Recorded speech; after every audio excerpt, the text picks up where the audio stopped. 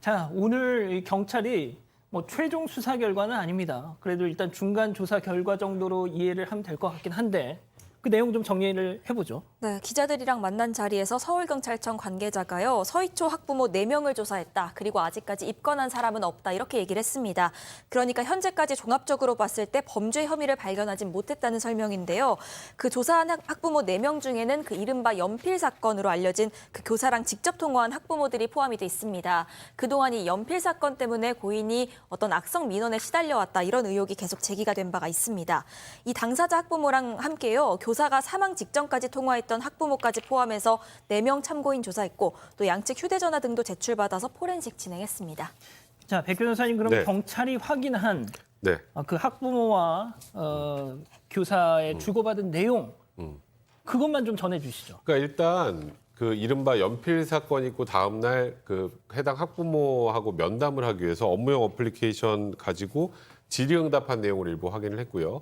그리고 2차례 통화가 있었습니다. 연필 사건 당일 그리고 다음. 근데 이 전화를 학부모가 전화해서 뭔가를 얘기를 한 것이 아니고 해당 선생님께서 먼저 연락을 하셨던 걸로 확인이 됐고, 그리고 13일 날 이제 면담을 이제 진행을 하는데 이 선생님과 학부모 이렇게 여기만 진행을 한 것이 아니고 그리고 동료 교사 그리고 해당 학생까지 다 함께 참여한 상태에서 면담이 이루어졌다는 겁니다. 그러니까 관련자들이 좀 더 있죠. 이 진술을 들었던 사람들이. 근데 이 과정에서 특별한 내용이 없었던 것으로 지금 확인이 된 것 같습니다. 일단 대략 면담 20분 정도 진행이 됐다고 하고요. 다만 뭐 우리가 뭐 저 뉴스를 전하면서 그 이런 문제가 있기 전에 뭐 선생 자격이 없다 이런 얘기를 폭언을 했다.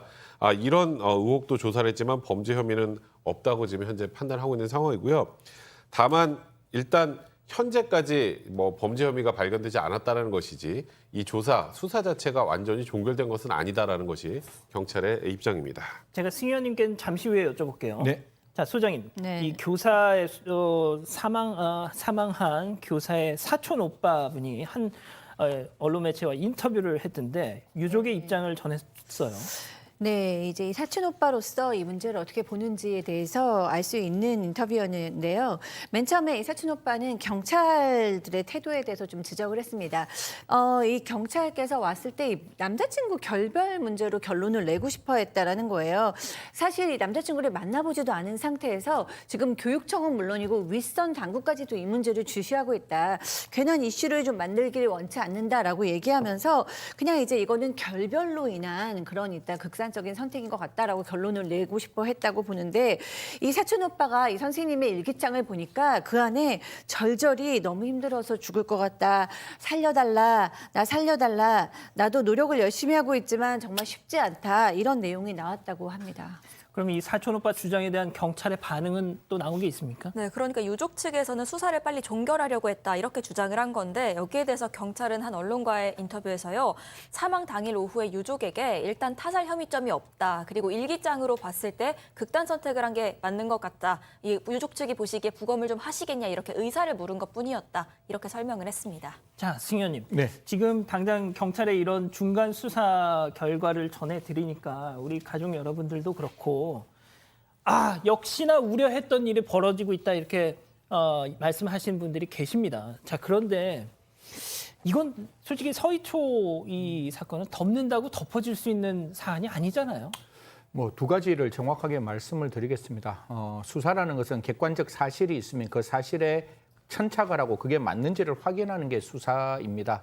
사실 경찰이 지금 조사했는 것은 관련된 4명의 학부형과 그다음에 그 학부형들이 제출한 휴대폰에 대한 포렌식을 통해서 한 4가지 혐의를 살폈을 거예요. 첫 번째 협박이 있었느냐, 두 번째 욕설이 있다면 그게 명예훼손의 의미였느냐, 모욕의 의미였느냐, 그게 SNS나 다른 기타 등등의 어떤 그 이유로 인해서 이 교사가 의무업린을 했는 강요된 행위가 있느냐, 이 4가지 정도를 좀 들여다봤을 것 같은데요. 지금까지는 그런 부분이 명확하게 드러나지 않았다고 합니다. 하지만 제가 한 가지 말씀을 드리면 사람의 마음이 굉장히 약해질 때 그게 굉장히 얇아지는 어느 순간이 있는데 그게 한 번만에 얇아지는 게 아니라 굉장히 많이 쌓여있는 그런 스트레스로 얇아질 수가 있으니까요. 지금 이 사건에 대해서 지금 관계되는 게 아마 4명 정도의 어떤 문제에 대한 범위를 살폈다고 하는데 저는 조금 더 확대해서 여러 가지 측면을 좀 고민했으면 좋지 않을까. 지금 이 학부형들을 처벌하자는 문제가 아니라 우리가 지금 이 사건이 왜 일어났는지 원인을 찾고 앞으로 이런 일이 발생하면 안 되는 거 아니에요. 그래서 그 안 되는 걸 막기 위해서는 원인을 좀 찾기 위한 광범위한 수사 앞으로 조금 더 이어가줬으면 좋겠다. 누구의 처벌 문제가 아니라 그 사건이 왜 발생했는지를 좀 아는 것을 확인하기 위한 방법은 예. 필요하다는 말씀드리겠습니다. 저희는 계속해서 이 서희초 문제에 예의주시하겠습니다.